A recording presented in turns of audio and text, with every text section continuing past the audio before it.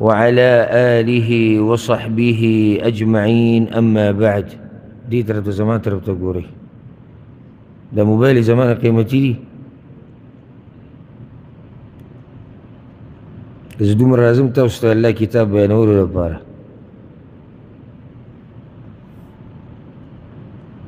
أما بعد.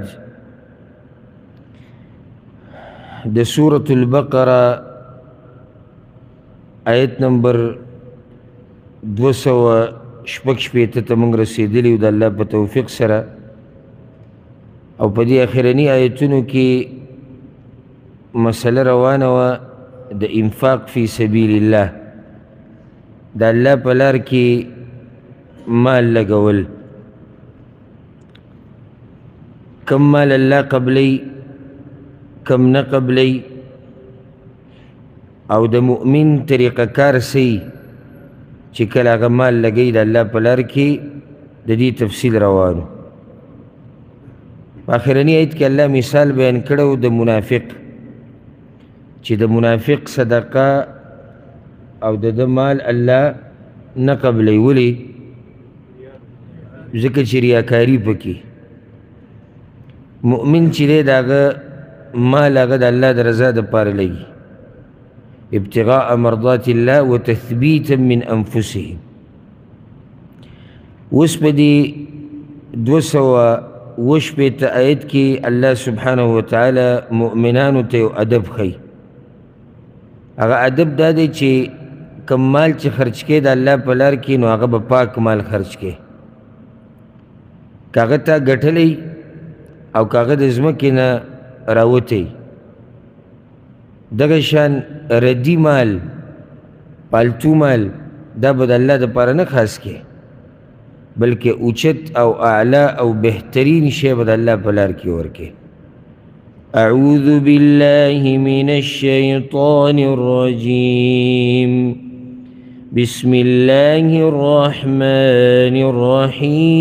الرحیم. يا أيها الذين آمنوا إيمان ولو أنفقوا من طيبات ما كسبتم، خرج كي د پاک هغه مالونو چې تاسو ګټلي دي، ومما أخرجنا لكم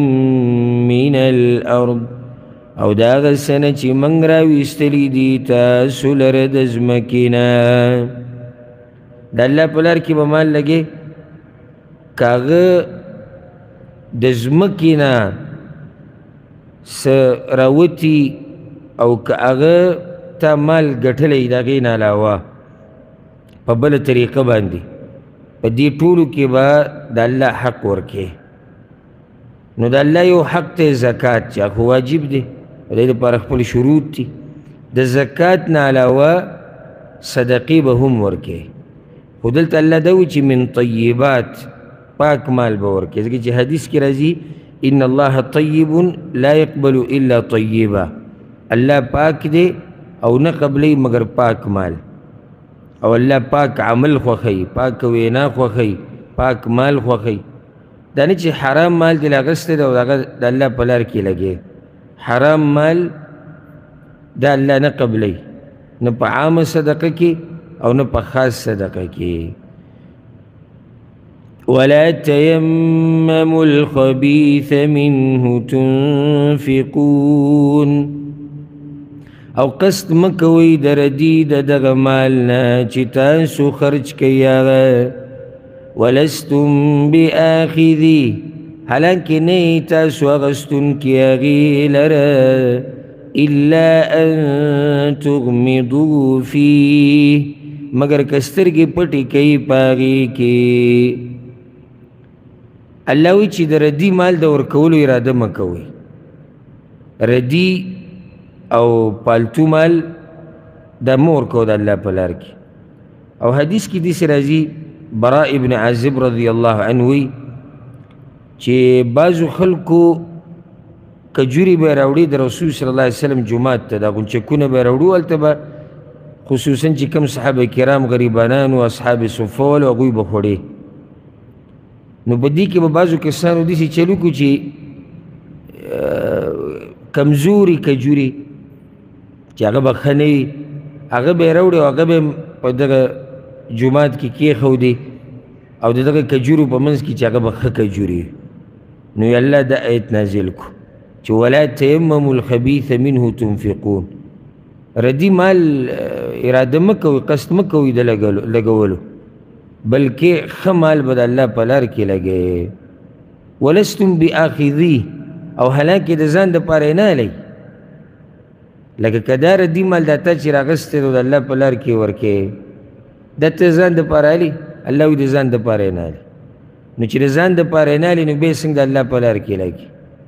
الا ان تغمضوا فيه مګر دا که سترګې پکې پټې کوي لکه اوس یو سړي سره ستا حق دی او هغه تعالی ستا حق واپس درکړي او ته سترګې پټې کړي معنی ده ته ورسره ګزاره وکړي چې زه خیر دی صحیح نه ده خو رایې که دغه ګزاره دې وکړه نو قبول به یې کړي نور دا ردي مال ته په خپل حق کې هم نه قبلوي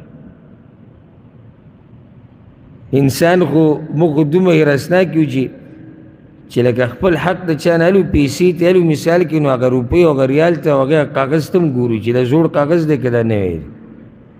که معمولي د هغې نه څه ټوټه جدا شوي یا پکې څه کرښه ونتکي واپس یې کړو ته لکه دا صحیح نوټ راک نو څنګه د الله دپاره چې دا څه چې لګې دا د هغه دي د هغه دپاره ته راځې او ردي مال راوباسې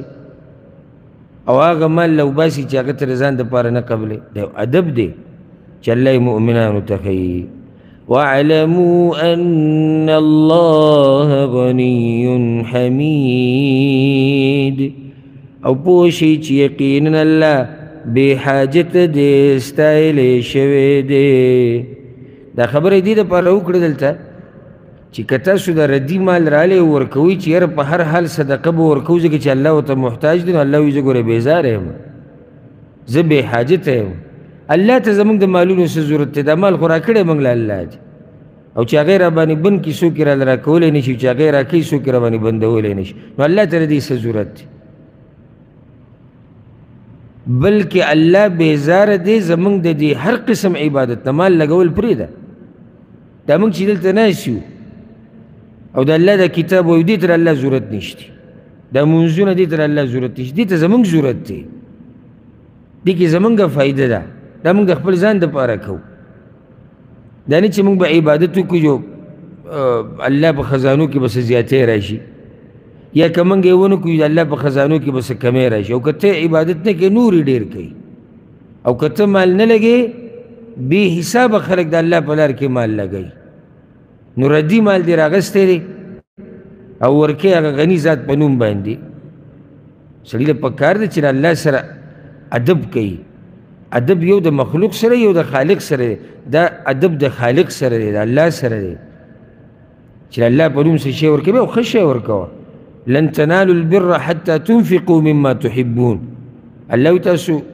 د نیکۍ هغه اوچتې مرتبې ته هغه وخته پورې نشئ رسېدی چې څو پورې م خرچه نه یې کړي د هغه څه نه چې تاسو خوښوئ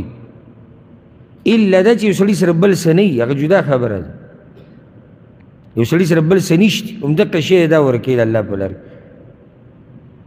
نو دی په دغه ټیم کې دا د خپل ځان دپاره هم قبلوي ځکه چې دی ورته محتاج دی نو د الله سره په دې انفاق کې او صدقه کې دا یو ادب دی چې زده کې الله یې موږ ته ښیي حدیث کې داسې راځي یو حدیث کې عائشه رضی الله عنها وی امام احمد راوړی دی چې رسول صلی الله علیه وسلم له یو پیر چا خادمۍ راوړه عربي کې چې ته ضب ویلی کېږي او دا په دې صحرایي علاقو کې غریزو علاقو کې نه وي که دلته ډېري د نجد او د دې علاقو خواوشا کې ریاض د خواوشا علاقې دلته ډېري اوس اخوا مکه مدینه هغه طرفونو ته لاړ شي غریزې علاقې دلته نه وي څنګه چې زموږ علاقې غریزې دي هغې کې نه وي چې کته داسې طرفونو ته ورشي چې هلته شړي او صحرایي هلته بیا دا وي نو د هرې علاقې وله خپل طبیعت وي اوس هغه علاقې وله چې دي هغوی خوري غریزې علاقې وله چې دي هغوی ته کرکه کوي دا نه چې حرام دی خو نه یې خوښوي طبیعت یې ورسره نه لګي دغه شان هغه علاقې وله بعض هغه څه نه خوري چې هغه غریزو علاقو وله خوري دا د انسانانو طبیعت دی نو رسول صلی الله علیه وسلم له دا یو پیر راوړی شو نو هغه ونه خوړو ولم ينهى عنه څوک یې منم نه کړو دا ونه چې حرام دی یو حدیث کې راځي چې زه نه خورم نو بیا ورته عایشې ووي یا رسول الله نطعمه المساکین مسکینانو له یې ورنکړو غریبانانو له به ورکړو ته یې نه خورې نو هغه ورته وایي لا تطعموهم مما لا تأکلون دا هغه څه نه غریبانانو له مه ورکوه چې څه تاسو نه خورئ دا ادب یې زده کوي د هغه څه نه غریبانانو له مه ورکوه چې ځان له یې نه خورې دا استاد د پالتو ښکار وي چې موږ یې نه خوره چې غریب له یې ورکړه نه ښه شی ورکوه د الله په لار کې اوس الله سبحانه وتعالی یوه وجه بیانوي چې د هغې د لاسه ډېر خلک د الله په لار کې مال نه لګوي او هغه شیطان دی او د شیطان هغه یره ده چې د انسان له ورکوي چې ته به غریب شي دې دا ټول خلک راټینګ کړي دي چې ته به غریب شي ته به غریب شي او ته به غریب شي الشیطان یعدکم الفقر شیطان یری تاسو د غریبۍ نه ویأمرکم بالفحشاء او امر کوي تاسو ته په بې حیایۍ باندې غریبۍ نه م یری د بې حیایۍ د توحید دوه کارونه کوي عجیبه دا ده دا ډېره سوچ خبره چې کله موږ د الله په لار کې مال لګو شیطان موږ د غریبۍ نه یری چېرې دا که ته ولګې ته به غریب شي او همدقه شیطان موږ ته وایي په شرابو کې یې لګوه په ډمو یې لګوه په ډمانو یې لګوه په انټرنیټ یې لګوه په جوارۍ یې لګوه په نشه یې لګوه په فحاشۍ یې لګوه په لوبو یې لګوه خو چې د الله لارې ته خبر راشي دی د غریبۍ نه هېري لکه یو سړی ډېر دي چې موږ یې په مخه یینو رایینو داسې ډېر دي په معاشره کې په خپل کور کې قیمتي رخام دی لګوي او دلته بعض غریبانان خو ستړي شو یو یو شی را پیدا کوي او بیلټې کوي کور ته چې دا کور په ښه طریقې سره جوړ شي قیمتي رخام او لیټونه او دا بهتره ته دا ویره وایه دغه جومات کې رنګ کول غواړي د کلي هغه جومات چې د هغې رنګ خراب دی او تقریبا داسې یو ډېر زیات 1,000 روپۍ په وایه راځي نو دا 1,000 روپو دا ټک چې ته په ده باندې وکړې که نه نو د ده ټوله شپه خوب حرام شي ځکه چې اوس یره د غریبۍ راله که زه دا 1,000 روپۍ ولګوم زه به خورم څه ما ته خو بچي هم ناست دي او اکثر وایي داسې چې ته ورته ووایې مړه زموږ ځان له بچي موږ ته ناست دي او موږ خپلې مسلې خو چې کله د په کور لګولې ده ته د غریبۍ یره نه ده راغلې چېرې زما خو بچي هم ناست دي کله چې ده په یارانو دوستانو باندې لګولې پروګرامونه یې کول په هغې کې نوم کېدو په هغې کې ورته شهرت میلاوېدو کله چې په سیاستدانانو باندې لګولې کله چې په ډمانو په کرکټیانو لګولې دته یره د غریبۍ نه راتله خو چې د الله نوم ورته وایلې که د الله نوم او یو څو روپۍ ووې بس شیطان دته دا ور واچوي که ته دا ولګې ته خو به غریب شي الشیطان یعدکم الفقر شیطان تاسو یری د غریبۍ نه الفقر دا وی د فقار نه اخیستی شوی دی فقار الظهر د ملا دې اډوکي ته ویلی کېږي یعنې د غریب سړي یو قسم د ملا اډوکی ماتي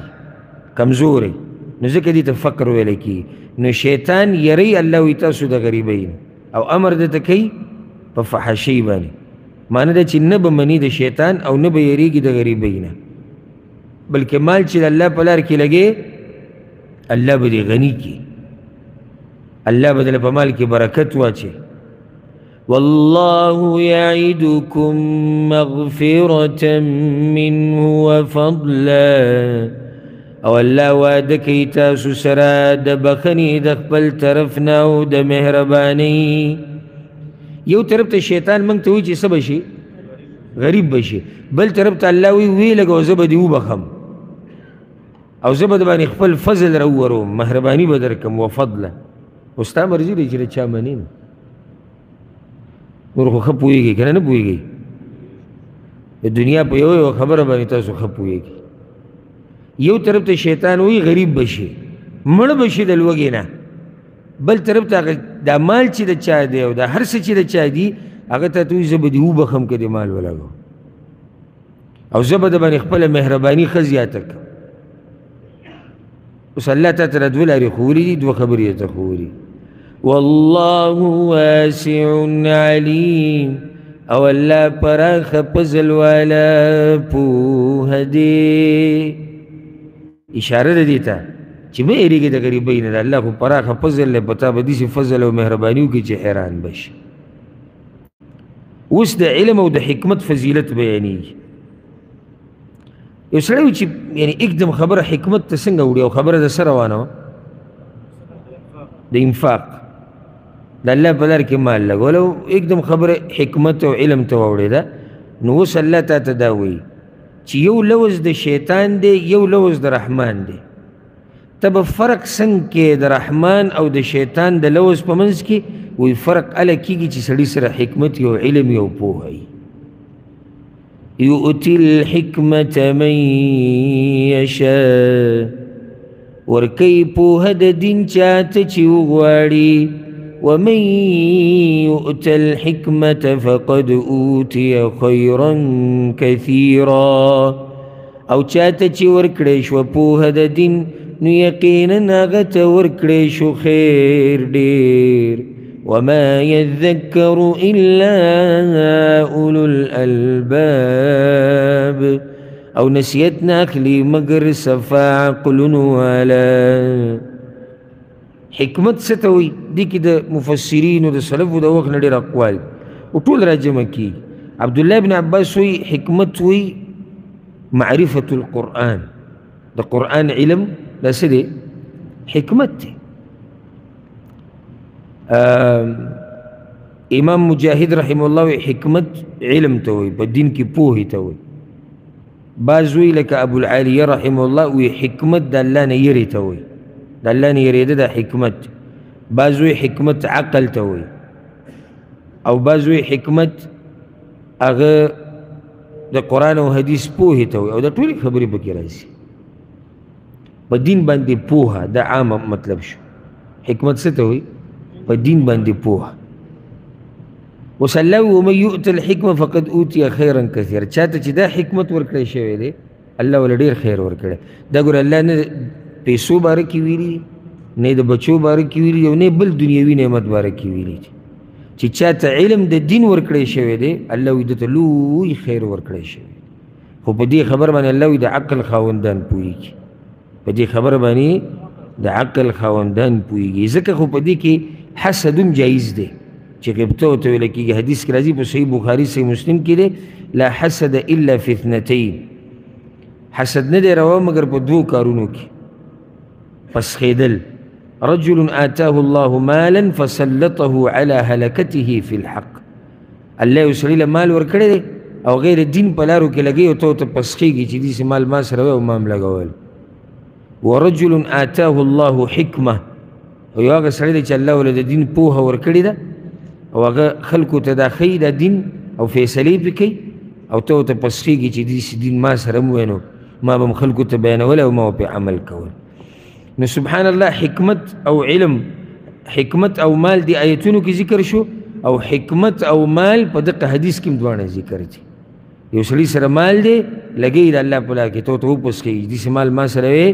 نو ما به هم لګولی، دا نه چې داسې مال ما سره ما به ځان له یو دوه چېته کور جوړو، یا ما به ځان له لینډ کروزر اخیستو، یا مې بل جیپ اخیستو، یا مې دا دنیا کې څوک چېرته نه پسخېږي. او یو سړي سره علم دی خلکو ته یې بیانوي، یاره چې داسې علم ما سره وی او ما خلکو ته بیانولی، ما پرې عمل کول د دې دپاره. اوس الله سبحانه وتعالی د صدقو بعض اقسام ذکر کوي. یو هغه صدقه ده چې هغه عامه صدقه ده، مستحب صدقه ده، یعنی ورکولی لازم نه دي، که ته یې ورکړې الله اجر درکوي. دویم هغه صدقه ده چې هغه ته منښته وکړي نو هغه بیا په تا باندې لازم ده. لکه یو سړی منښته وکړي چې زه به د الله په لار کې د الله دپاره د پلانې شی ورکوم، دا اوس تا منښته وکړه، دې ته نظر و نیاز وی، نو دا به ته لازم پوره کوې. دا نه چې یاره دا عامه صدقه ده مستحبه او که مې ورکړه او که مې ورنه کړه، نه، دا صدقه به لازم ته هغه ورکوي. ولې لازم شوه؟ ځکه چې نظر دې ومنو، منښت دې وکړه. نو دلته یو دا مسله یاده کوي، منښت په دوه قسمه ده. یو هغه منښت چې هغې کې د الله اطاعت دی، په دین باندې عمل دی، نو د هغې پوره کول لازم دي. او یو هغه منښت ده چې هغې کې د الله نافرماني، لکه یو سړی دا وایي چې زه به په ما لازم دي چې زه به پلانې کار کوم، او هغه پلانې کار د الله د شریعت خلاف دی. نو دلته به دې دا منښت نه پوره کوي او د قسم کفاره به ورکوي. او چې داسې منښت دې وکړه چې هغه دینداري او د الله رضا پکې لټولی کېږي، نو هغه به بیا سر ته رسې، هغه به بیا پوره کوي. بله خبره، منښت په بل اعتبار سره په دوه قسمه ده. یو هغه منښت ده چې هغه ابتداءً د بغیر شرط نه، او دا ښه کار دی. لکه یو سړی ووایي چې زه به د الله دپاره د الله په لار کې د الله په نوم دومره مال ورکوم، لکه 1000 روپۍ یا 1500 روپۍ. عبادت پوره کوي به. دویم هغه منښت دی چې پای کې شرط یو قسم لګولی کېږي د الله سره، نو دا مکروه دی. او رسول صلی الله علیه وسلم حدیث کې وایي په دې باندې وایي صرف د بخیل نه مال راویستی کېږي. بس یاره که الله بچی راکو نو زه به دا کار وکړم د الله دپاره. دا اوس بخیل دی. څنګه بخیل دی؟ هسې نه کوي، خو که الله داسې کار وکړو. بل دا الله هر کار کولی شي، نو داسې مه وایه که الله دا کار وکړو زه به دا وکړم. یعنې دا غوره طریقه نه ده منښت. دې باندې صرف دومره ده چې دا بخیل هسې مال نه لګوي، او چې دا خبره وکړو نو جیب نه مال هغه راووتو. وما أنفقتم من نفقه، او هغه چې تاسو خرج کوئ څه خرچه، دا اوس نفلي صدقه ده. او نذرتم من نذر، یا منښت کوئ تاسو څه منښته، فإن الله يعلمه، نو یقینا الله پوهه دی په هغې باندې. الله ته د هغې پته ده. یعنې دې کې اشاره دې طرف ته ده، یو څو خبرو ته یوه چې ستاسو صدقې او منښتې دا نه ضایع کېږي. ستاسو صدقې او منښتې دا نه ضایع کېږي. دویمه ده، الله ته پته ده چې په څه نیت یې کې. الله ته ستا د نیت پته ده. که ته ظاهره کې خلکو ته هر څه ښکاره کړي که نه، خو الله ته ستا د باطن پته ده چې ته چې دا مال لګې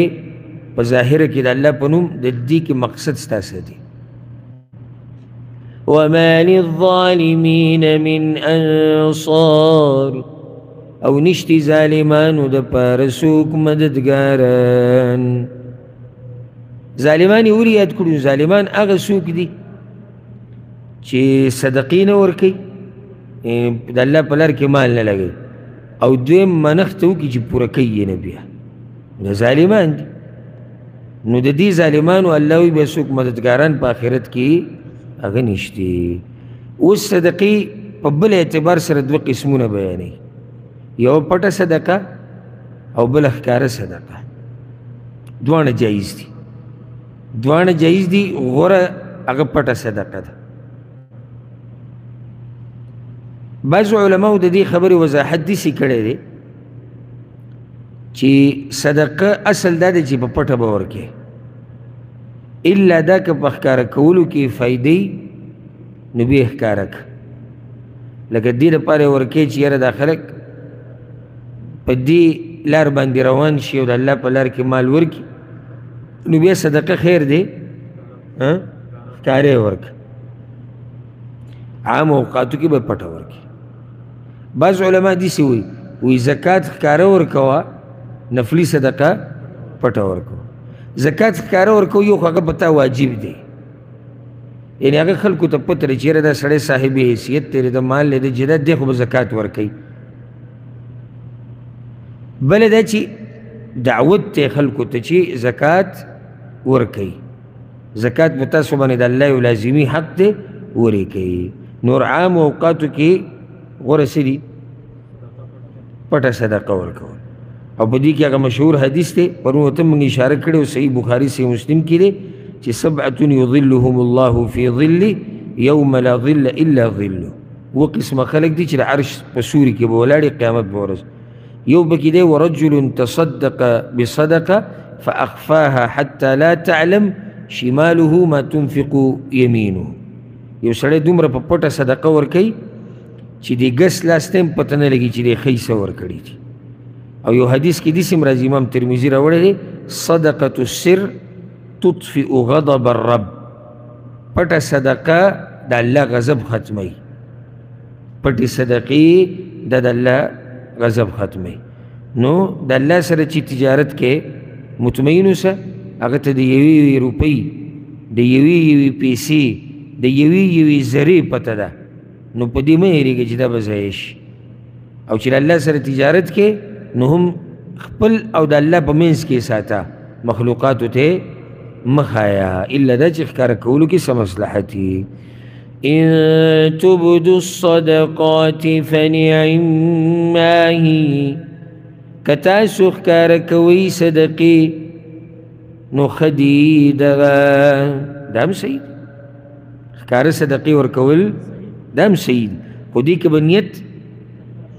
هغه خالص د الله رضا یې. ګورئ دا نیت راټینګول دا ډېر ګران کار دی، ځکه سلفو به وي د ټولو نه ګران کار هغه د نیت د الله دپاره خالص ګرځول دي. دا وي ډېر ګران کار دی، ځکه چې شیطان به دې زړه ته کله یو راچي، کله بل ته پیسې راواخېستې ورکوې د الله په لار کې، نو شیطان به ته زړه ته راواچي چې یاره څومره جواد او کریم یې، څومره سخي،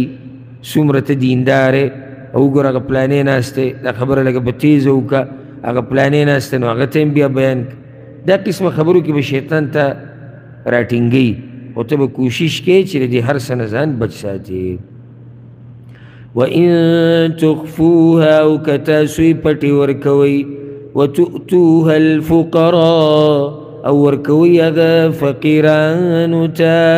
فهو خیر لکم نو دا ډېره غوره ده تاسو لره. دا بیا ډېره غوره ده. نو دلته اوس دا فایدې ده کې که تاسو یې پټوئ او ورکوئ فقیرانو ته. څنګه به یې پټوئ چې فقیرانو ته ورکوئ؟ نو د هغې دوه طریقې دي. یو طریقه دا ده چې ته دا خبره په خپل او د فقیر په منځ کې وساتي. الله ته اول پته وي، بیا تاسو دواړو ته پته وي. دا پټول دي صدقه، چې تا هغه سره دا معامله کومه چې ستا او د هغه په منځ کې راله، چې د دې نه الله خبري، بیا دې تاسو خبري او هېڅوک ته خبر نه کړي. او داسې خلک شتي، داسې مؤمنان چې خپله ښځه او بچي هغه هم د دې نه خبروي چې ما څومره مال د الله په لار کې لګولی. دویمه طریقه دا ده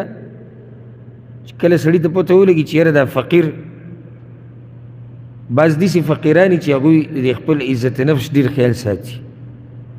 او هغوی داسې په دې خفه کېږي او دا نه خوښوي چې څوک ورته ووایي چې دا جو ته زکات واله او دا جو ته صدقه، نه، په څه طریقې هغه ته ورسوه، په څه طریقې هغه ته ورسوه. خو ګوره دا غټ ایمان غواړي، ځکه چې دا سړی به نه تعیني، نه به دله صفت کوي، نه به ستا تذکیره په مجلسونو کې کېږي. دا ګران کار دی، دا آسان کار نه دی. ګوره دا څه دی؟ ګران کار دی. نو چې الله دپاره دې څه ورکړو، چې الله دپاره دې څه ورکړو، بس دغه غریب ته په څه طریقه ورسوه. او دلته یو اهمه مسله، بعض ملګري دا تپوس کوي چې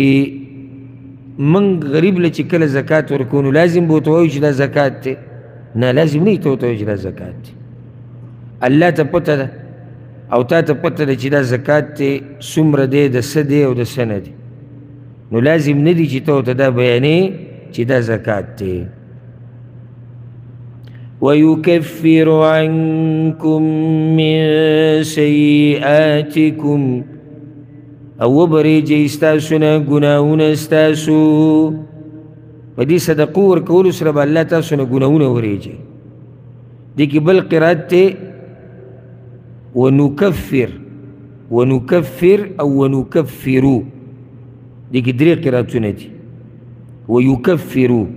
او وبرېږي هغه الله، ونکفرو الله وایي موږ به ورېږو تاسو نه ګناهونه، او په جزم سره هم دی ونکفر عنکم من سیئاتکم.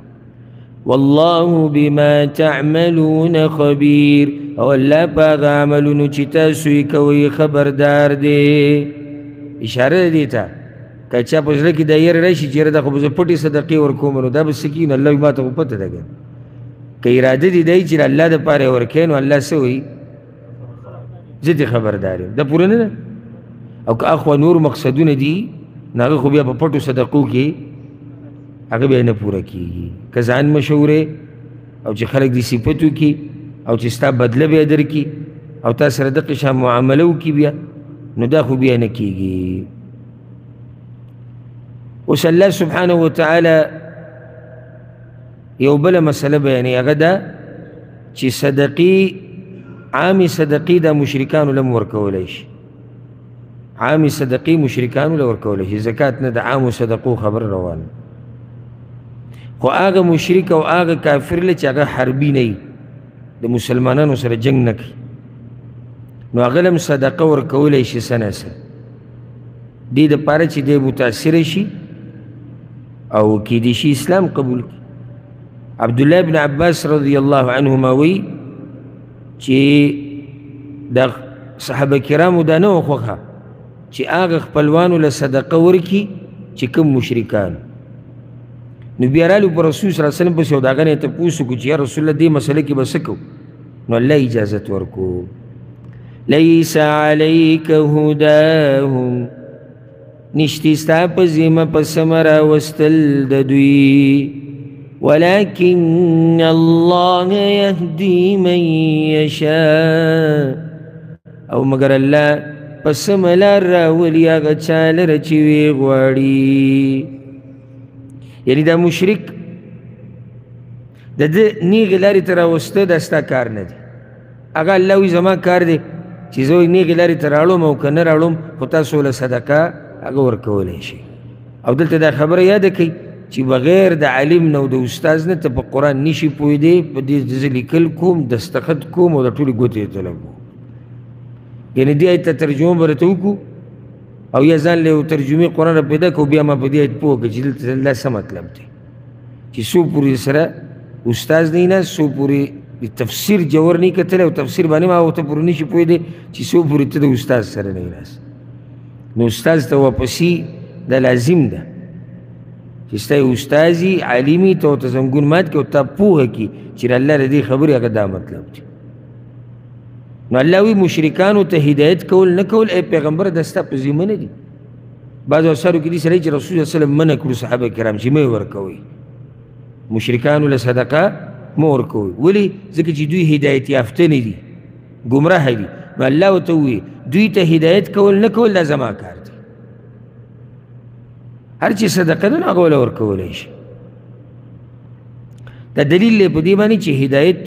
د توفیق دا صرف د چا سره دی؟ د الله سره، دا بل چا سره نشته. وما تنفقوا من خير فلأنفسكم او هغه څه چې تاسو خرج کوئ د سمال نه نو ستاسو د ځانونو دپاره دی. لږ ساعت مخکې ما دا خبره وکړه که موږ څه ولګو نو دې کې فایده زموږ ده ګورې. وما تنفقون إلا ابتغاء وجه الله او تاسو خرچ نه کوئ مگر د پاره د لټولو د مخ د الله. دا نفي په معنی د نهي علما دې ته وایي. معنی دې خبرې دا ده چې الله وایي مه لګوئ مال مگر د لټولو د مخ د الله د پاره. یا شان د مؤمنانو بیانیږي چې مؤمن مال نه لګوي مگر د الله د مخ لټولو دپاره. نو دې ځای نه ثابتو شو چې د الله مخ شتي څنګه چې د هغه د شان سره ښایي. بعض وی د الله رضا نو دا معنی ته هله کولی شي چې کله د الله دپاره د مخ د صفت مني چې او شتي د الله مخ ځکه چې قرآن نور ځایونه هم ثابت دی. نو که بیا ته دلته دا وي چې دې مطلب د الله رضا لټول دي نو بیا هم څه گنجائش پکې شته. او که سړی وي مخ د الله سړی څنګه لټوي نو د الله د دیدن لټولو کوشش کوي یو سړی. ولې دا مال لګی لکه د الله په لار کې چې زه په آخرت کې د الله مخ وینم د الله دیدن وکړم. او د هر مؤمن دا دا غوښتنه ده او دا طلب دی او کوشش دی دپاره کوي. نو څه چې لګي هغه به د الله د رضا دپاره لګي. دلته دوه خبرې. یوه الله وایي څه چې تاسو لګوئ دا ستاسو د ځانونو دپاره دي. بعض علما وایي ډېره ناشنا خبره کوي، وایي که چېرته ته صدقه ورکړې چاله او مال ولګې نو شکر ادا که دا الله په تا صدقه وکړه چې تا له طاقت ترکو د مال د لګولو. یعنی ته دې ته سوچ مه کوه چې ما څه چل وکړو ما توره وواله، بلکې شکر د الله ادا که چې تا له موقع درکړه چې ته د هغه په لار کې مال ولګې. ته شکر ادا که، په دې انتظار مه کښېنه چې خلک ستا شکریه ادا کړي. ته د الله شکر ادا که چې الله تعالی طاقت درکو چې د هغه په لار کې مال ولګې. د ډېرو خلکو سره ډېر مالونه دي خو الله هغوی له د طاقت نه ورکوي چې د هغه په لار کې ولګي. بله مسله، مؤمن چې سم لګوي د الله د رضا دپاره به یې لګوي، ده ته اجر میلاویږي. که ده داسې سړي ته ورسېده چې هغه مستحق دی او که نه دی، که کله چې ده کوشش کړی د معلومولو، لکه اوس یو سړی د کوشش وکړو چې زه لټون کوم چې څوک حقدار د صدقې دی یا حقدار د مال د لګولو، زه پې مال لګوم، ده پې مال ولګو، وروسته ښکاره شو چې هغه سړی حقدار نه و، الله دله ثواب ورکوي. او په هغې کې به ته یو ښکلی حدیث ووایم ډېر مزېدار په صحیحینو کې د صحیح بخاري صحیح مسلم کې چې یو سړي دا خبره وکړه، رسول صلی الله علیه وسلم وی لأتصدقن اللیل بصدقه، زه به د شپې صدقه ورکوم دې شپې له. ده چې صدقه راواغسته هغه یو زیناکارې ښځې له ورکړه. فاصبح الناس يتحدثون، سهار ټولو خلکو با شروع کړو چې تصدق على زانیه، ګوره زیناکارې ښځې له پیسې ورکړې صدقه یې ورکړه. نو ده حمد د الله وي او ثنا وي چې الله ستا شکر دی چې زیناکارې په لاس ورلم، خو بیا وي چې زه بله صدقه به دې شپې له ورکوم. چې صدقې راواغسته فوضعها فی یدي غني دی او مالداره سړي له یې ورکړه. سحر خلکو با شروع کو چې تصدق اللیلة علی غنی، د شپې خو غني له سړي صدقه ورکړې، مالداره سړي له یې ورکړې. هغه بیا هم د الله حمد او ثنا وي چې زه الله په دې شکر دی، وایي زه به صدقه ورکوم دې شپې له. چې د صدقه راواغسته فوضعها فی یدي سارق غل له یې ورکړه. سحر خلکو با شروع کو چې تصدق اللیل علی سارق، او غل باندې صدقه وکړه، هغه د الله حمد ویستو. نو وی ده ته وویلی شو رسول صلی الله علیه وسلم وی اما صدقتک فقد قبلت، ستا هغه صدقې الله ټولې قبولې کړي دي، ټولې صدقې قبولې شي، ځکه چې د ده مقصد هغه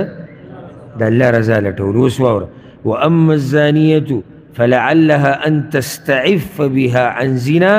هغه زناکاره کیدی شي دغه صدقې د لاسه د زنا نه بنده شي. ولعل الغني يعتبر فينفق مما اعطاه الله، او کیدی شي هغه مالدار ته عبرت والی او هغه د جیب نه سره وباسي، چېرې غریب یعنی یو سړی مال راکوي زه مالدار یم پکار چې ما ورکولی خلکو له. ولعل السارق ان يستعف بها عن سرقته، او کیدی شي دا غل پکې د دې غلا کولو نه منع شي. مقصد د خبرې دا و چې ته د الله په لار کې مال لګوه دا نه ضایع کېږي، خو چې کله ته د الله د رضا لټولو دپاره ولګي. وما تنفقوا من خیر یوفى الیکم، او هغه چې تاسو خرج کوئ سمال یا هغه چې تاسو خرج کوئ د مال نه پوره به درکړی کېږي تاسو ته، وانتم لا تظلمون، او په تاسو به ظلم نشي کېدی، پوره اجر به میلاویږي. دا ګوره عرش والا تا ته وایي ښه، او د هغه په خبره کې ګوره ذره برابر شک نشته. هسې الله څومره تیزي موږ له راکوي په دې څو ایتونو کې، دلیل دی چې دا عبادت وړوکی عبادت دی، ځکه موږ د ډېرو اواز هم نه راوځي چې غوره ټکی ووایي، کوشش کوي چې ویې کوي دا عبادت. روپۍ دوه سړی ورکړي د الله په لار کې هېڅ خبره ده. او را به شي سورة المنافقون کې چې هغې آخري ایتونو کې الله وایي مال ولګوئ مخکې د دې نه چې یو کس تاسو کې مرګ وله راشي، فيقول ربي لولا أخرتني إلى أجل قريب. نو دیو بچه کوي چې یا الله لږ مې لیټ کړه، لږ وخت راکړه. ولې؟ فاصدق چې زه صدقه ورکړم. بل یو عبادت الله دې نه دی ذکر کړی. ځکه علما وایي چې دا خاص چې الله دا صدقه ذکر کړې ده که نه، نو دې سړي د صدقې ډېره لویه معامله ولیده. نو اوس وایي چې یا الله واپس مې که، نو بل یو عبادت نه یادوي، وایي واپس کېږم چې صدقې ورکړم او د الله په لار کې مال ولرم. نو الله موږ له په ناشنا طریقو سره دا تیزي راکوي. اوس راته دلته وایي مه هېرېږئ، دا هر څه به درله زه واپس در کوم، ظلم به رسره نه کېږي. او څه مهربانه باچا دی، کوم څه چې د هغه دي هغه راته یادوي، هغه به درله واپس در کوم، او دا د هغه مهرباني دي. اوس الله سبحانه وتعالی په دې روان آیت کې هغه خلک ښیي چې هغوی د صدقو حقدار دي. چاله به یې ورکې للفقراء الذين احصروا في سبيل الله. صدقې د پاره د فقیرانو دي هغه کسان چې بند کړی شوي دي په لاره د الله کې. من الصدقات للفقراء، دا هغه خلک دي. امام ابن کثیر رحمه الله وایي چې هجرت یې کړی د الله دپاره، راغلی د الله د رسول صلی الله علیه وسلم خواته مدینې ته، مدینه کې اوسېدو او څه کار کسب یې نه و. اکثر کوم ځای کې پراته و؟ صوفه کې، مسجد نبوي کې و. الله وایي دا خلک حقدار دي چې دوی باندې مال ولګي، ځکه چې دوی ځان بند کړی دی په لار د الله کې. لار د الله څه ده؟ دین کې، دین یې زده کول، د هغې دپاره یې ځان بند کړی. دې نه دا فایده راووته چې عالم او طالب علم باندې خرچه کول د اوچته صدقه ده، ځکه چې دې عالم او دې طالب علم ځان بند کړی دی په لار د الله کې. د نور څه دغه خو نشته، نو چې هغه ځان بند کړی دی په لار د الله کې، ما او تا به بیا ملګرتیا کوو د دنیوي امورو کې. لکه چې خو د الله په لار کې ځان بند کړی، نو نه ټول د هغه په شان کار کولی شي، او نه هغه د دې عامو خلکو په شان کار کولی شي. نو څه حل به راوباسو؟ د ده سره به مرسته کوو، ځکه چې داسې خو نشي کېدی چې ټول د ده په شان ځان دین ته وقف کړي او د الله په لار کې ځان بند کړي. دا خو هم نشي کېدی،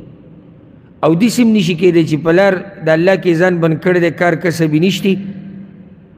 او ده ته د اسمان نه رزق راولیږي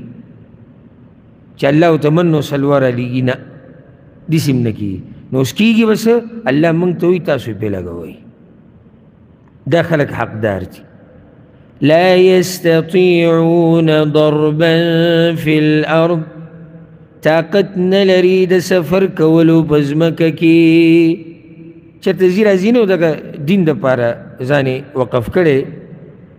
نو دوی سفر هم نه کوي، بل ملک ته هم نه ځي، نه د رزق دپاره بهر ته داسې وتلي دي.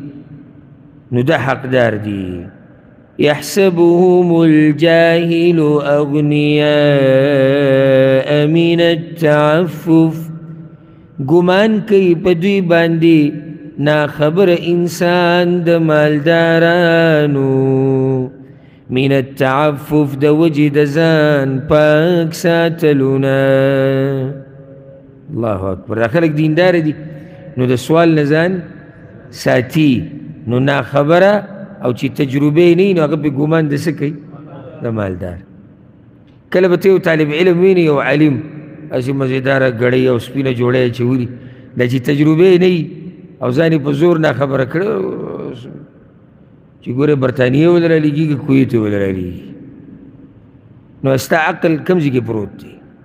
ته دا سړی پېژنې دی څه کوي؟ وایي دی خو جي دین یې زده کوي، او دی خو جي خلکو ته دین ښیي. خو نو دا د کوم ځای نه رالو؟ یوازې سپینه جوړه دلیل په دې نه دی چې دا سړی څه دی؟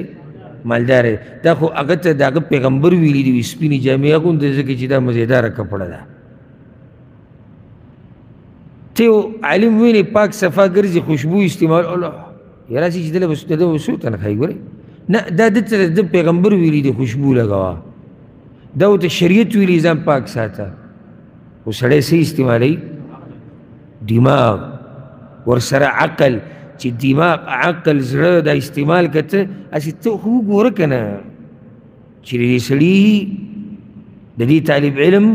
د ده د ژوند تېرولو ترتیب څه دی د هغې نه سړي ته اندازه ولګي لکه اوس دغه خو پرېږده طالب علم او عالم او چې په دین کې مصروف وي عام سړی چې زما ګاونډي زما مثال کې زما ګاونډي دی ما ته پته دی چې دا سړی مزدوري نشي کولی دی یو عذر د لاسه کور کې دی ناستي زه سهار مانځه کې به مینم ماسپښین یې مینم مازدیګر یې مینم ماسخوتن یې مینم د هر څه زه په خپلو سترګو وینم او هغه پکې پاک صفا ګرځي او زه یم چې یاره دله به ګوره تنخوا د کوم ځای نه راځي دا زما یعنی دا خبره دلالت کوي په دې باندې چې ما د عقل نه کار نه دی اخیستی چې یو سړی په کور کې ناست دی نور یې څه نشتي هر منځه کې ځای نه ما کار لاګه نه ځي نو دله د کوم ځای نه رزق راځي خو موږ به ورسره ودرېږو موږ به ورسره مرسته کوو نو سړی کله څه کوي عقل استعمالي سوچ او فکر کوي ځکه الله وایي ناخبره انسان دلته جاهل نه مراد دغه جاهل نه دی چې علم ورسره نه جاهل نه مراد ناخبره چې د ده د حال نه نه خبر یا تجربه یې نه وي نو هغه پې ګمان د مالدارانو کوي د دې نه بله فایده راووته د دې نه بله فایده راووته که غریب ومې خو خوی د مړو کوه هر وخت د الله شکر ادا کوه دا نه چې بعض پکې څه کوي لکه مالداري او کمیس کې یو شپږ ټانکې لګولي چې د خلکو ته څه ښکاره شم غریب الله دې موږ داسې ژوند نه ساتي او بعضو ته چې وایي کار څه کار څه کار دی وکار خو بس وکار ته به وایي چې یا الله په جړه نه شي او راولولیږي راته نو دومره فریاد به وکړي چې ته به وایې که د ځمکې په دې مخ غریب دی دا غریب یتیم ګرځي او بعض هغه دي چې کور کې درک د روټۍ نه لګي او ته دې تپوس کې څنګه الحمدلله دا الحمدلله به دومره په ډکه خوله ووایي ته به چې دا اوس ګډ خوړلی دی او راغلی دی اجي ته معلومات وکړي کور کې هغه غریب روټۍ به نه وي بچي هم نه هر ناسي موړ خوی کوه موړ ځکه چې په عرش یو داسې رب دی چې ته پې څه ګمان کې هغه شان د سره کوي په مخه دا وایه الحمدلله هر څه ډېر دی یاره وایه چې څوک درته وایي څنګه یاره الحمدلله هر څه ډېر دي که نه یې ډېر که نه الله به یې ډېر کړي او چې ته وایې مړه څه دي موږ سره زمونږ څه دا چې د سردي دا بدنموالي ځکه چې ته په الله دقه ګمان کوې چې نور سره له نه راکوي نو دا هم چاته مخ کاره کوه نو بعض ځان په زور غریب کوي او غریب نه وي چې خلک را سره مرسته وکړي او غریب دی ځان غریب نه ښکاره کوي دې دواړو کې د ځمکې او د اسمان فرق دی دغه دومره دروند سړی دی او په دې کې واقعه د ابوهریره رضی الله عنه ذهن ته مې راغله هغه یو ورځ وږی شوی وم سخت وږی شوی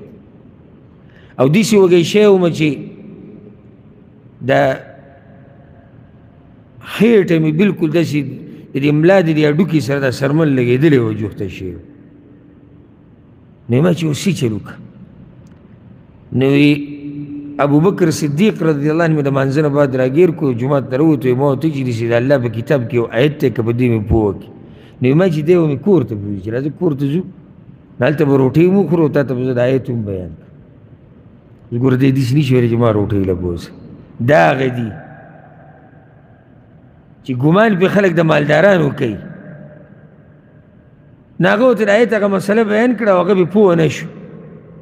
هغه آیت وضاحت یې ورته عمر بن خطاب راغی وی هغه ته مې وویل چې یاره عمره داسې مسله ده د الله په کتاب کې دا به ته بیان نه کړې وی هغه راباندې هم پوه نه شو وی دې کې رسول الله وسلم راووتو وی چې څنګه یې زه ولیدم وی ما ته وی چې ابا هریره وی ما چې حاضر یم یا رسول الله راځه وی پوه شو د هغه په رنګ د هغه حالات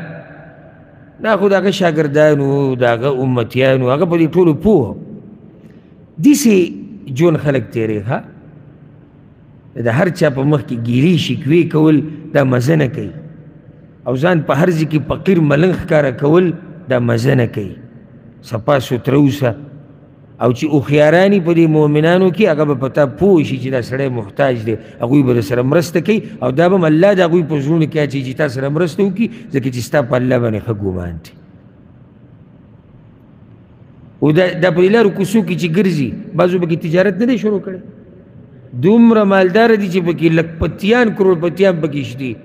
او پیښې د غریبانانو کوي. سزا پې د الله څه ده؟ عمر له دوی دقه شان په دقه سخا جامو کې ګرځي او خلکو ته یې لاسونه نیولي. په هغه ډېر مال کې مالداره نه شو، مالداره شو، بیا د ده بچي هم دا کار کوي،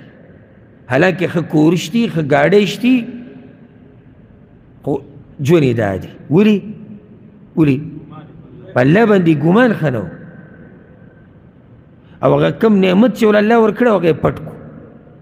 الله ته هغه نعمت داسې واغستو، دا اوس د الله ناشنا طریقه ده چې وله ورکړی دی هغه نعمت خو د استعمال طاقت وله نه ورکوي.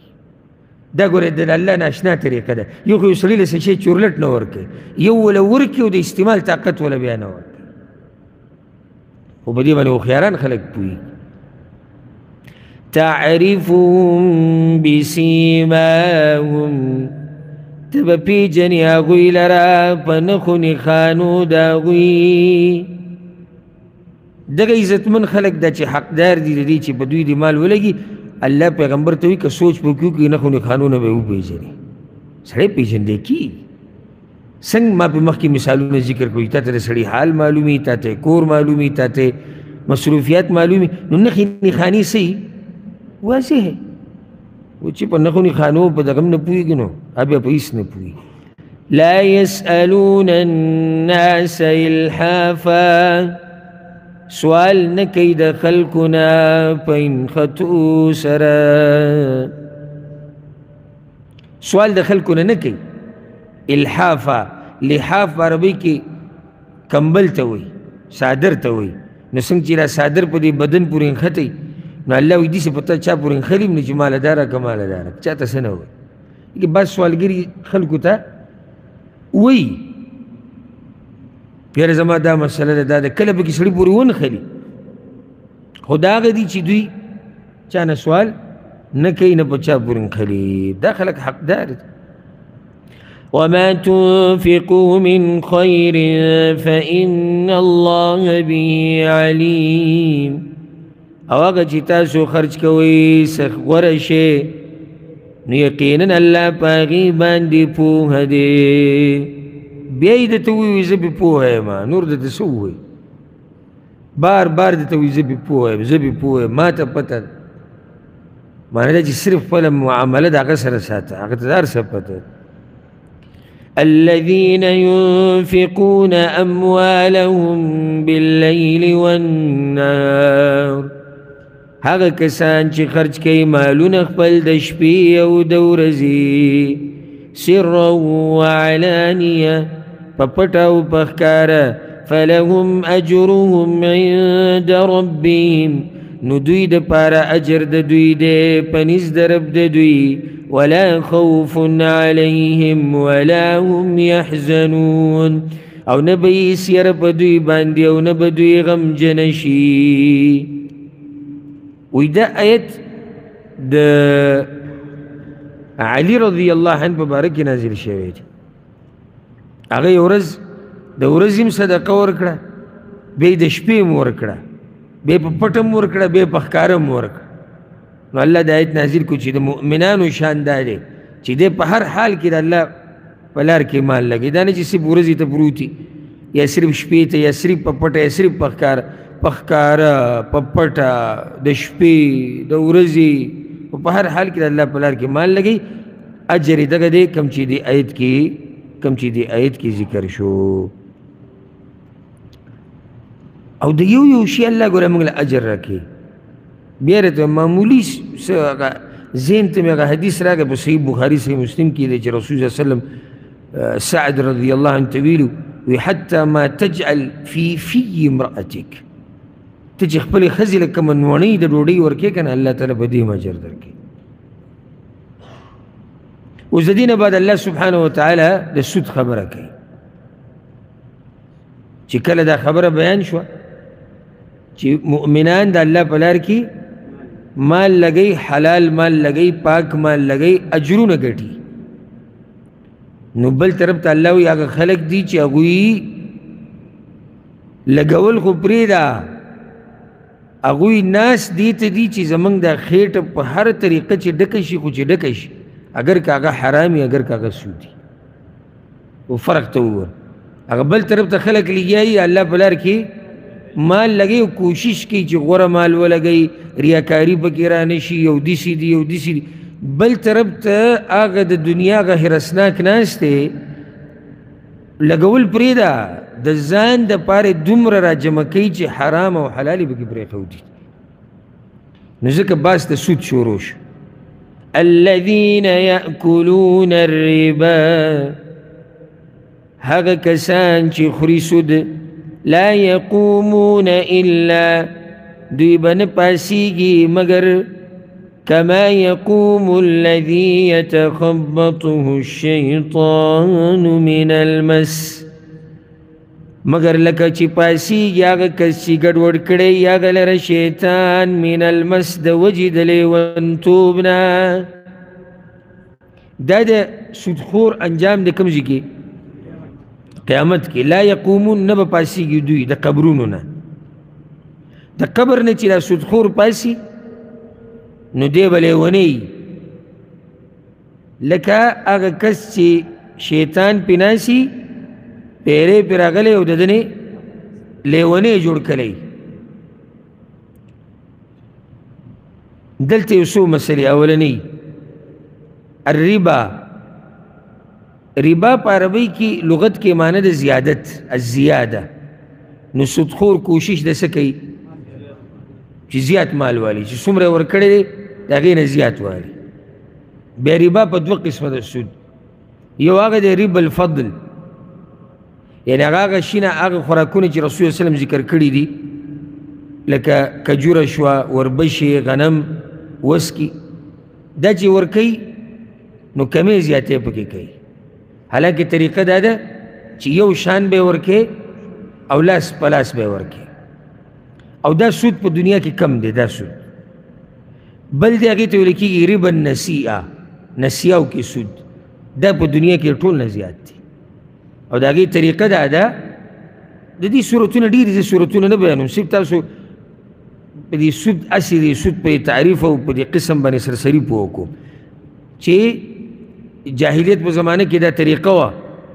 چې هغوی به چاله قرض ورکو 1000 روپۍ، نو واپس به یې 1200 روپۍ اخیستې، چې 2000 به ورکړې 3000 به اخیستې. نیټه به ورسره کېښوده، وایي دې نیټې له به پیسې راکړې، چې نیټه به پوره شوه پیسې به نه وي، وایي ځه صحیح د یو میاشت بعد یې راکړه، خو ورپسې 1500 روپۍ زیاتې کړه. اکثر دا بس پکې جرمانیږي دي په قرض و مرضو کې، ګوره دې نه ځان ساتئ. ګوره چېرې زما دا قرض به میاشت بعد راکړې، خو که میاشت تېره شوه نو بیا به ورسره 100 روپۍ هم راکړې. دا سود دی. دا سودخور انسان به د قیامت پورې داسې پاسي لکه پیری چې د چا په بدن نه نوځي او لیونی ته جوړ کړي. پیریان چې بچاره شي لیدلی مې ګنې لیونی ته جوړ شي. ولې؟ جواب دی په دنیا کې په دې مال پسې د لیونو په شان منډې والي دي، آخرت کې هم الله لیونی راپاسي او ذلیله. ځکه چې دنه دې مال دومره نشه کړی و چې ته پکې حلال او حرام ته نه وي، که ته لیونی و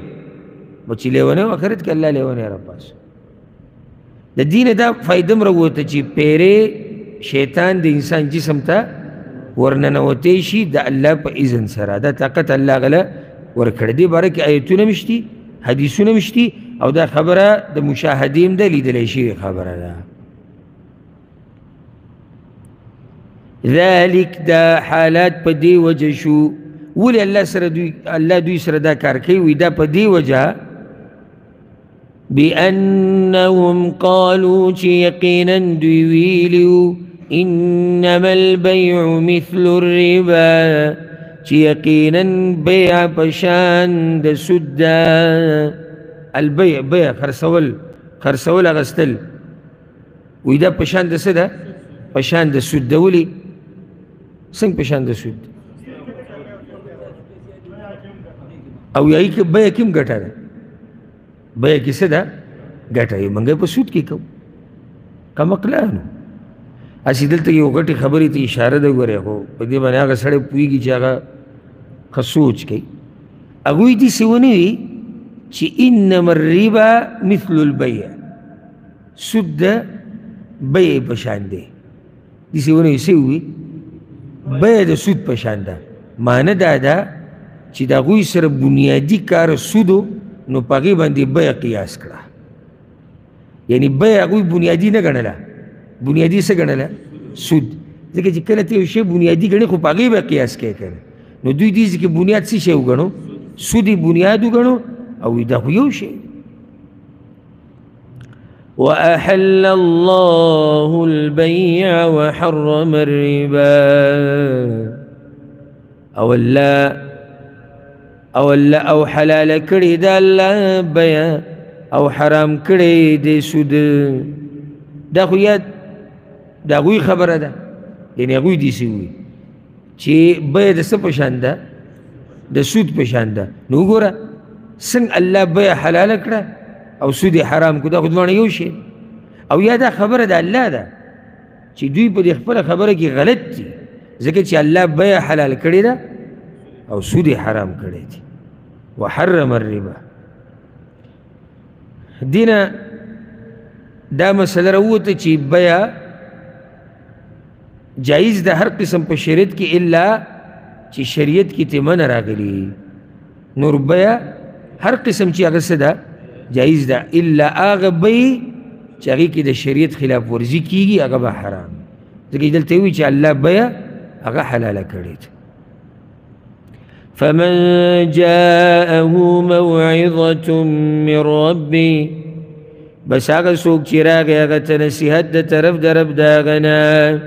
فانتهى نو منع شو فله ما سلف نو ای به د ده دپاره هغه څه چې مخکې کړي دي یا مخکې ورکړي دي که چاته نصیحت راغی د الله د طرف نه د څه په باره کې د سود په باره کې چې سود څه دی حرام دی او دی منع شو فله ما سلف نو د ده دپاره هغه څه دي چې مخکې کړي دي نو د دې یو معنی دا ده چې ده چې مخکې کوم مال ورکړی دی هغه مال د ده دی او یا معنی دا ده چې څه چې کړي دي هغه شوي دي پخواني ګناهونه څه چې شوي دي هغه شوي دي هغه به ورته الله معاف کړي خو چې په را روان ژوند کې ورته بیا نه واپس کېږي ځکه یې ووي وامره الی الله او خبره د ده سپارلی شوې د الله ته وامره الی الله امره کې بعض وی دا ضمیر چې دی دا د سود ته راجع دی یعنی د سود خبره چا ته واپس ده الله ته که الله وغواړي یو حلالوي یې که الله وغواړي حراموي یې دې کې ستاسو څه کار دی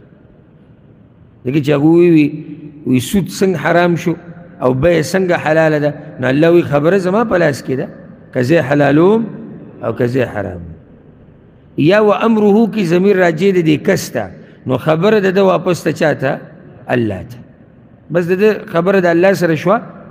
او زاړه چې کوم ګناهونه دي هغه به ورته الله وبخي ومن عاد فاولئک اصحاب النار او څوک چې راوګرځېدو سود ته نو دا کسان ورواله دي هم فیها خالدون دوی به په هغې کې همیشه یي دې چې کومه مسله ذهن ته نه راځي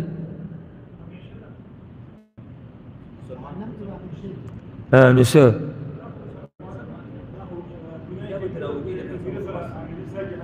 ځکه مې راته ووایي صرف په ترجمه کار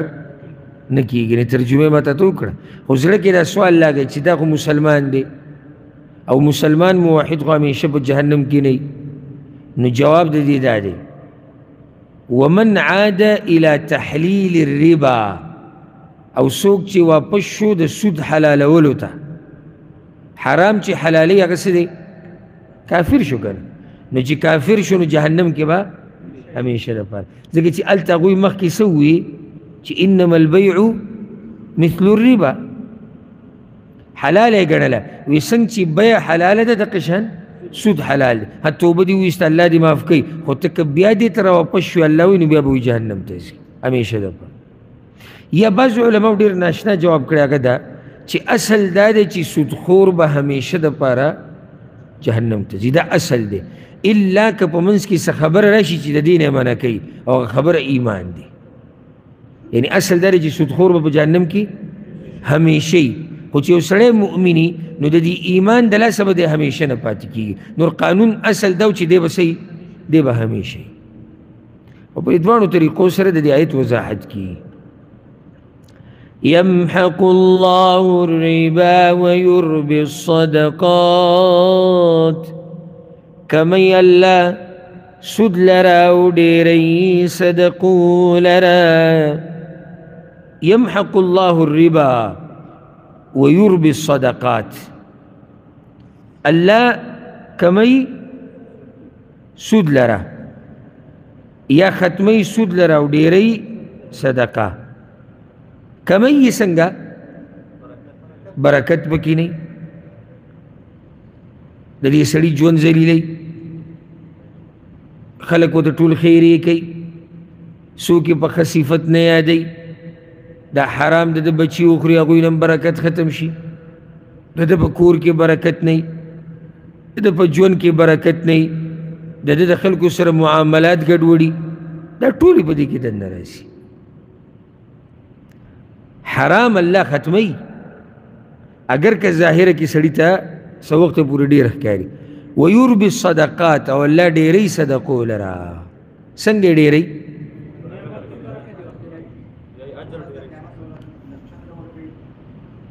ډېری اجر د هغې برکت پکې خلک یې صفت کوي خلک یې ښه ذکر کوي غریبانان ورته دعاګانې کوي په صدقو کې ډېر خیر پروت دی او حدیث کې راځي رسول صلی الله علیه وسلم وایي په صحیح بخاري کې دی من تصدق چا چې صدقه ورکړه یوه کجوره من کسب طیب د حلال مال نه ولا يقبل الله الا الطیب او الله نه قبلوي مګر حلال مال الله وایي دا مال د ده نه دا صدقه د ده نه قبول کړي په خپل ښه لاس سره ثم يربيها لصاحبها كما يربي احدكم فلوه بیا ول الله دا صدقه ساتي لکه څنګه چې تاسو کې یو سړی د اس بچی ساتي نو دې ساتي حتى يكون مثل الجبل هغه کجورې نه غر جوړ شي دې ته وایي د صدقو ډېرېدل لکه بعضو خلکو ذهن کې دا دي چې الله وایي صدقې ډېرېږي نو چې زه نن لس ریاله ورکړم نو سبا به مال الله څو راکوي شل بعضو دا مطلب دی او دا کیدی شي او کیدی شي نه ځکه چې اصل ډېرېده د صدقو هغه موږ هلته غواړو آخرت کې نو دې بعضو دا صدقې ورکول هم دې کې دا دغه چې الله به ماله د دې په بدله کې دنیا راکوي بس صرف دنیا او هم سبا به یې راکوي 50 ریاله مې ورکړو سل به الله راکوي سل مې ورکړو 200 به راکوي نه ته دې خبرو ته سوچ مه کوه الله به پکې برکت واچي او حدیث کې داسې راځي امام ابن ماجه راوړی دی رسول صلی الله علیه وسلم وایي ان الربا وان كثر فان عاقبته تصير الى قل وی سود که ډېر هم زیات شي خو انجام د هغې کمیدل دي انجام د هغې کمیدل دي سره د دې چې دا غټه ګناه ده او ځکه حدیث کې راځي امام ابن ماجه رحمه الله راوړی دی رسول الله صلی الله علیه وسلم الربا 73 بابا د ربا د سود 3 او یا دروازې دي یو روایت کې راځي د پاسه او یا دروازې دي امام حاکم دا حدیث راوړی دی هغه پکې دا الفاظ زیات کړي دي وایسرها ان ينکح الرجل امه او په دې دریو یو کې د ټولو نه معمولي قسم او دروازې دي سیده لکه یو سړی چې د خپلې مور سره زنا کوي دا سود دی نن سبا عام شوی دی او قسمه قسم بانې وله جوړې کړي دي او جیمن ګاډی ورکو ګاډی راکړو ځمکه مو ورکړو ځمکه بیا هلته بیا هغه راغی بیا دی راغی بیا داسې بیا دغه کور ته به دروازه نه ننوځي په کړکۍ نه ننوځي. نو ستا څه خیال دی چې ته به دا خبرې تاو را تاو کړي چې حرام به حلال شي؟ بعض څه چل کوي مفتي صاحب خو ویلي دي، یو مفتي به یې راټینګ کړی. نو مفتي ولې حلال حرامولی شي او حرام حلالولی شي؟ نه. نو بس یو مفتي به د ټولې دنیا علما به یې پرېښودي، قرآن او حدیث به یې پرېښودي، وایي هغه مولوي صاحب چې وایي ښه دی په خپل هم ګوره د مولوي صاحب بله خبره نه مني، خو دا وله مني ځکه چې په دې کې ورته فایده ده. یعنې دلته سره کار نشي چې یاره هغه دلیل ښوولی دی، دی پسې په دې روان دی ځکه چې دی دلته خپل کاروبار یې پرې حلال کړی دی. ما څه ورځ یو کس رابطه وکړه، همدا اوس تجارتي او د دې بیع لین دین و. نو ما ورته وایم دا بیع ستاسو او دا لین دین جایز نه دی، دې کې دوکه ده، دې کې زیاتۍ دی، دې کې دا دي. راوځي مې ورته بیان کړي حدیثونه. ما ته وایي پلانی مفتي صاحب او پلانی عالم او پلانی مولانا، هغې کې ما یو هم نه پېژندو، د څلورو پنځو فتوې راغستې. نو من بیا ما ته څه وایي چې تا ځان له مولیان پیدا کړي د هغوی جواب در کړی، نو ما ته به یې څه وایي؟ ما دله جواب در کو چې قرآن او حدیث په رڼا کې کم واضح دی، هغه جواب دا دی. مخکې ستا کار دی، عمل پې کې نه کې د هغې حساب به سره الله کوي. نو بیا په داسې وخت کې دوی لټون کوي د یو مولوي صاحب چې هغه ورته څه ووایي چې دا روا ده، او خبر نه دی دا ساده د دې نه چې د مولوي صاحب دا ټکی چې دا روا ده دا تاله حرام نه روا کوي. حرام حرام دی او حلال حلال دی. نو دا سود دی. او ځکه حدیث کې راځي، امام احمد راوړی دی، یأتی علی الناس زمان یأکلون فیه الربا، په خلکو باندې دې زمانه روانه دی چې سود به پکې خوري. نو چا ورته یا رسول الله ټول؟ دا روایت امام ابو داود هم راوړی، ټول خلک سود به ټول خوري؟ وی من لم یأکله منهم ناله من غباره، چې څوک پکې نه خوري په هغه باندې به دوړه د سود لګي، دوړه د سود لګي. یعنې معنی ده چې سود به غیر چاپېره عام شي. نو ډېر لږ خلک به ترې الله په توفیق سره د الله په توفیق سره بچ شي.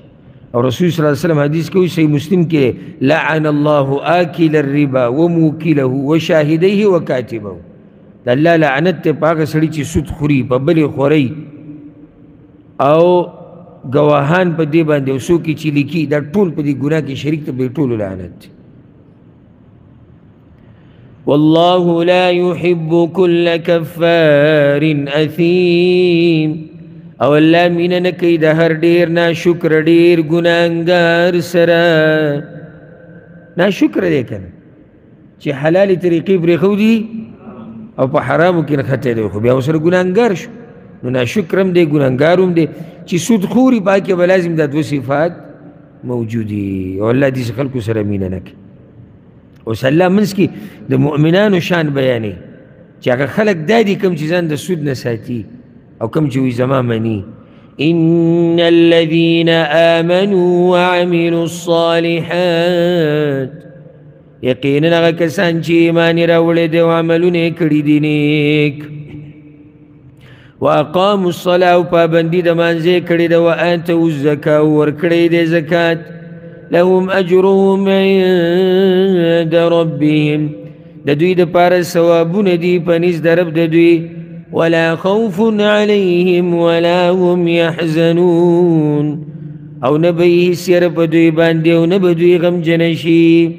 يا أيها الذين آمنوا اتقوا الله وذروا ما بقي من الربا،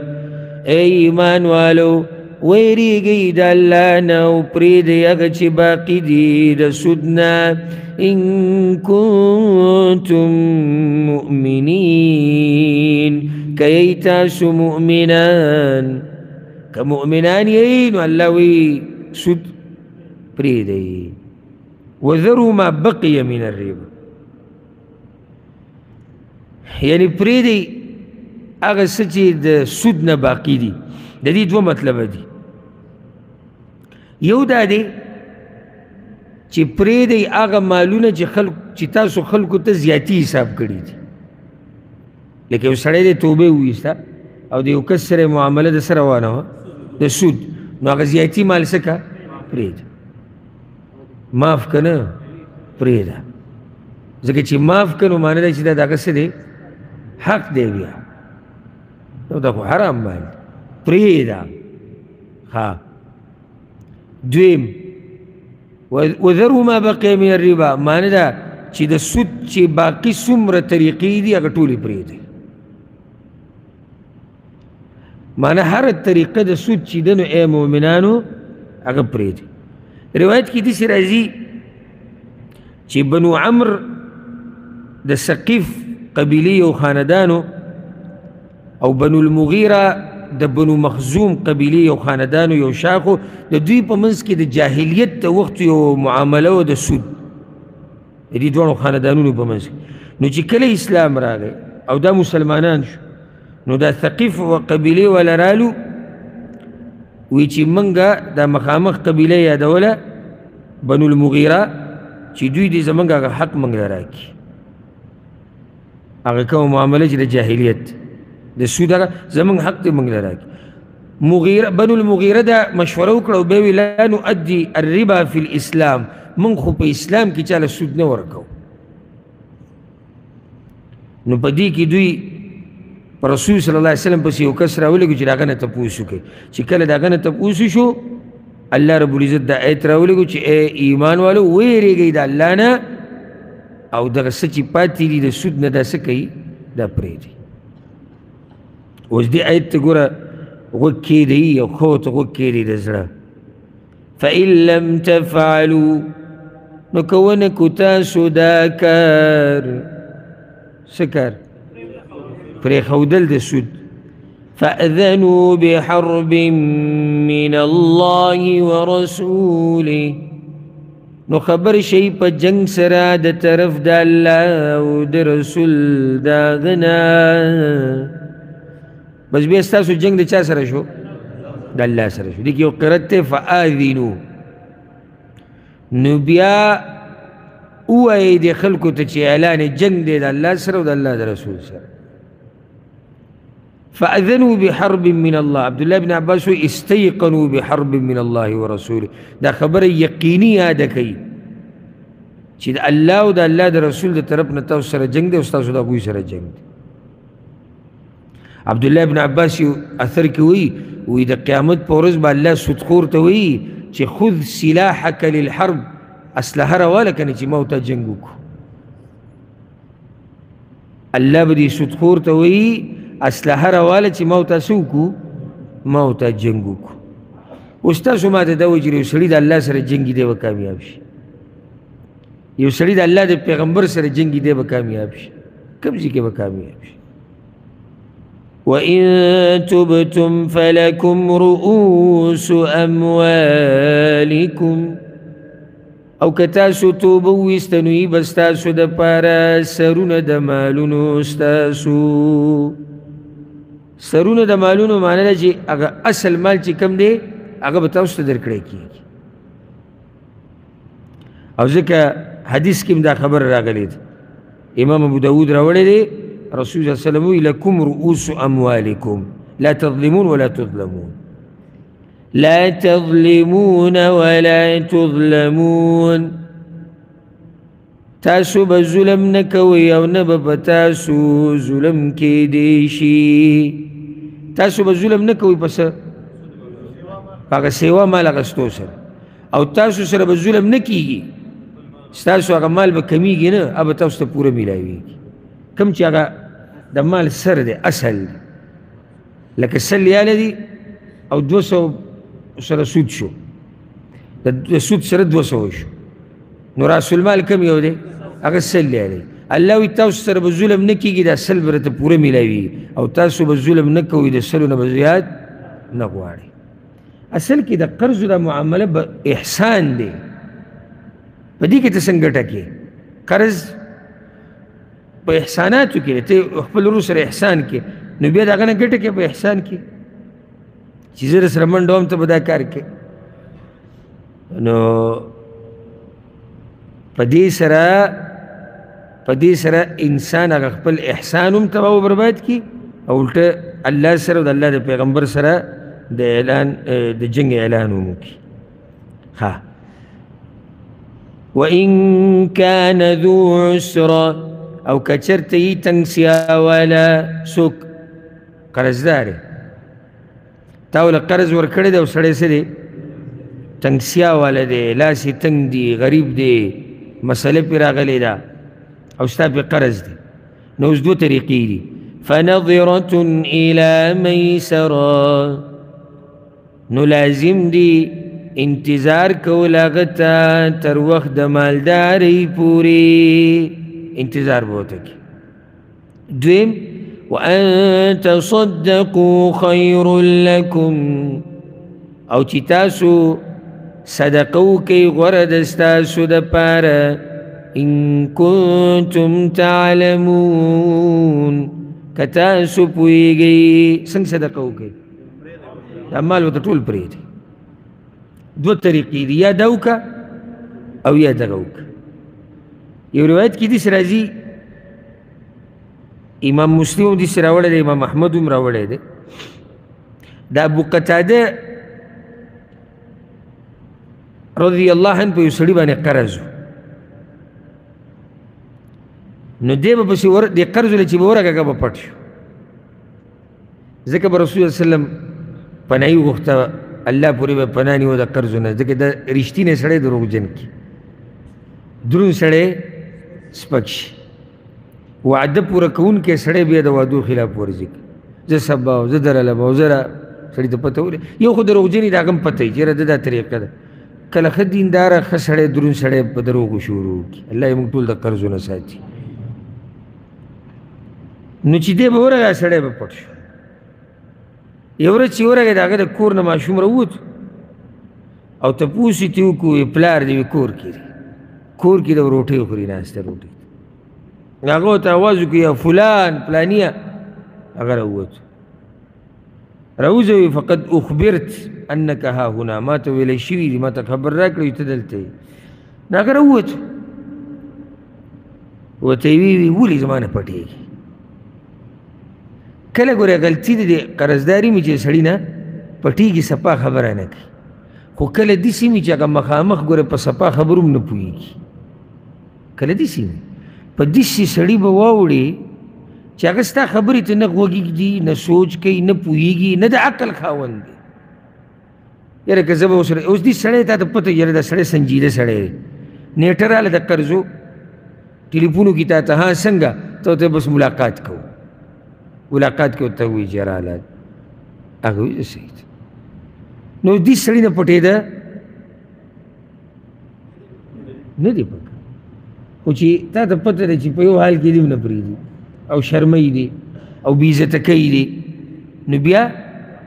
سړی مجبوره شي په پټېدو باندې نو دته د ابو قتاده رضی الله عنه وایي ته ولې پټېدې چې زه راتلم خو ته به ما سره ملاو شوې ولې پټېدې نو هغه ورته یې سراسر نشته حالات به ډېر خراب دي نو هغه ورته یې ته رښتیا وایې ته معسر یې ویا والله په الله راته قسم خورم زما حالات ډېر خراب دي ابو قتاده وجړل او څه مې وجړل ګوره موږ ته پته نه وه او ته پټېدې وی رسول صلی الله علیه وسلم دا خبره کړې ده من نفس عن غریمه او محا عنه كان في ظل العرش يوم القيامة چا چې یو قرضداري ته نیټه اوږده کړه او یا یې ورته دا قرض پوره ماف کو دی به د قیامت په ورځ د الله د عرش په سوري کې ولاړ ماف ته وی ولاړ وایي ته هغه ته خفه دې به دي چې ته یعنې ما سره میلاوېدې ولې یاره هغه نو هغه غریب ته هم دغه نه دقه یې ګوره چې رښتینی سړی څه شي دروغجن شي یعنې هغه هم څه دوکهباز دی خو سړي له کله حیا ورځي چېرې ما سره یې ښه کړي دي اوس زه دې ته څنګه مخامخ شي او کله داسې دروند سړی به وي چې قرض چاله ورکړي جواب ناشنا یو دروند سړی زموږ یو ملګری وفات شوی دی الله دې وبخي الله دې په رحم وکړي یو ډېر ښه سړی و تذکیره یې راله او دینداره سړي لازم څه نه څه ځي کې تذکیره راځي زما او د هغه په یو وخت کې د یو بل سره د قرضو لین دین راغلی زما پیسو ته ضرورت و هغه ته ما ټلیفون وکړو ماسخوتن یاره ما پیسو ته ضرورت دی حاضر ته کوم ځای کې زه درولم ما نه زه درځم تکلیف به نه کړي الغرض هغه لین دین زما د هغه وشو بیا نیټه کېښودی شو بیا چې کله زه ورغلم هغه د هغې نه بعد بیا چې به درس له راتلو زما مخېله به نه راتلو نو کله به ما سوچ وم کوم هغه سړی نه راځي که شیطان خو زړه ته ډېر څه راځي کیدای شي یعنې زړه ته یې څه راغلي چې دا ولې دا معامله وشوه یا څنګه څه خیر چې نیټه پوره شو زه ورغلم ټلۍ مو وتوله سړی راووتو ما دا پیسې وه پیسې وي که ضرورت یې پرېږده ډېر دغه نه که ضرورت و بیا به یې وه بیا ما ته یو خبره کومه ما څه وایي زه به تا سره نه میلاوېدم او تا ته به اکثر جومات کې ښکارېدم نو ما یا وایي د هغې یو وجه وه وایي زما ډېر زړه کېدو چې تا سره لاس میلاو کړم خو ما کیدای شي د ده په زړه کې راشي د دې چې ما سره لاس میلاوي ما ته که قرض رایادوي او یا دا ما ته چې مخې مخې ته کېږي په دې درس کې مخې ته کښېني نو کیدای شي ما ته خبر رایادوي نو حیا راله راتله داسې هم شته د الله بندګان او په دغه شپه وله ما پیسې ورکړه او سبا له راته ملګري ټلیفون وکړو هغه پلانې مړلی هارټ اټیک ورته شوی دغه شپه سره زما دا خبرې شو سبا له بیا مړه شوی نو داسې درانه خلک هم شته داسې د الله بندګان هم شته اوس د داسې خلکو نه پټېده بلکل څه دي نامناسب دي ته ورته صفا خبره وکړه وروره ما ته دا مسله ده که درته دا او چې اوس په داسې جاښه واوړي چې هغه نه په خبرو پوهېږي نه په جرګو بس بیا اخره کې سړی څه شي مجبوره شي او څوک دا غواړي یو خو یو سړی دی کې عادت یې دوکو دړاکو کې دا خو ژوند دغه خو یې بې عزت خو عزتمن سړی کله دا غواړي چې څوک د ده ور وټکوي او ده ته ټلیفون وکړي او ده ته خبرې واوري کله به درته داسې سړی خبرې واوري چې هغه ستا په مخ کې ګوره خبرې هم نشي کولی خو لګیا به او تا به ورته سر تا به ورته ټیټ نیولی سر ته به ورته ها کې او زړه کې به دننه وی چې که دا قرض دې راباندې نه وی نو ستا په شان کسان زما مخکې خبرې هم نشي کولی قرض سړی مجبوره کړي خو ته به ای مسلمانه د قرضداري د بېوسۍ نه پیدا نه اخلي محسوسوه دغه خبره په ځان باندې که دا قرض په ما وی نو ما به څه کولی بیا سړي ته پته ولګي او حدیث کې داسې راځي دا یو حدیث به ذکر کړو ډېر خوندور حدیث ته په صحیح بخاري صحیح مسلم کې شتي چې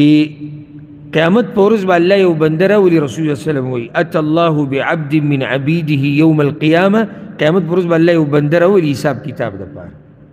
وی الله به ورته وایي چې ماذا عملت لی فی الدنیا تا په دنیا کې زما دپاره څه کړي دي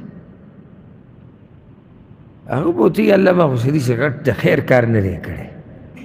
یعنې څه ډېرې غټې نیکیانې ما کله کړي بیا ورته الله وایي دی بیا دا وایي بیا د اخره کې دا وایي درېیم پیر کې چې یا الله تا ماله ډېر مال لا کړی او زما د خلکو سره لین دینو د تجارت د قرضو ځکه چې د مالداره سړي اکثر دا لین دین زما یو طریقه وه الله ته وایي ها زما یو طریقه دا وه چې زما چې به په چا باندې قرض و که هغه تجارتي امورو کې و که هغه هسې عام قرض به چې نیټه به یې پوره شوه که نه او د ده حالات به ښه نه و نو ما به پې اسانتیا راوسته دا کار به ما ډېر کو وی الله ورته چې انا احق من ییسر نو زه خو بیا ډېر د دې حقدار یم چې زه په بندګانو اسانتیا راولم چې ته بندې او په بنده اسانتیا راولې نو خالق خو بیا ډېر د دې حقدار دی چې په بندګانو اسانتیا راولي وي الله به ورته وایي چې ادخلي الجنه جنت ته ننوځه ځکه تا زما د بندګانو سره اسانتیا کړې ده اخر کې الله ګوره خبره په څه ختموي دې ته غوږ کېږدئ چې دا سود دا حرام د دې نه ځان لرې ساتي یو غټه ورځ الله وایي را روانه ده او د خلکو سره اسانتیا وکړئ یو غټه ورځ الله وایي را روانه او صدقې د الله په لار کې وکړئ الله وایي یو غټه ورځ را روانه ده دې ټولو ایتونو پسې الله دا خبره کوي واتقوا يوما ترجعون فيه إلى الله او ویریږئ د هغه ورځې نه چې واپس به کړی شئ تاسو په هغې کې الله ته د قیامت ورځې نه الله وویریږي چې دغه یره دې په زړه کې نو ته بیا په دې خبرو باندې به عمل وکړې دا کمې چې دې واورېد ثم توفى كل نفس ما كسبت بیا به پوره ورکړی شي هر نفس ته بدله د هغه عمل چې هغه کړی دی وهم لا يظلمون او په هغوی به هېڅ ظلم نشي کېدی هر چا ته به د اعمالو پوره بدله میلاو شي الله وایي د هغه ورځې نه ویرېږئ عبدالله ابن عباس رضی الله عنهما وی اخیرنی آیت چې د قرآن کریم نازل شوی دی هغه دا آیت دی اخیرنی آیت صورت نه اخیرنی صورت هغه صورت النصر دی اذا جاء نصر الله اخیرنی پوره آیت چې نازل شوی دی هغه دا دی او د دې آیت او د رسول صلی الله علیه وسلم د وفات کېدو په منځ کې 11 ورځې او بعضو آثارو کې راځي چې 9 ورځې وي څو ورځې وي 9 د دې آیت او د رسول صلی الله علیه وسلم په منځ کې 9 ورځې وي ابتې په ورځ نازل شوی دی ابتې په ورځ او د پیر په ورځ رسول صلی الله علیه وسلم وفات شي دا 9 ورځې وي په منځ کې نو دا اخرنی آیت نازل شوی دی او دا موږ هم په دې درس کې اخرنی آیت وګرځو ان شاء الله سبا به شروع کوو د 282 آیت نه ان شاء الله الله دې موږ پوهه کړي په قرآن باندې هذا والله اعلم وصلى الله وسلم على نبينا محمد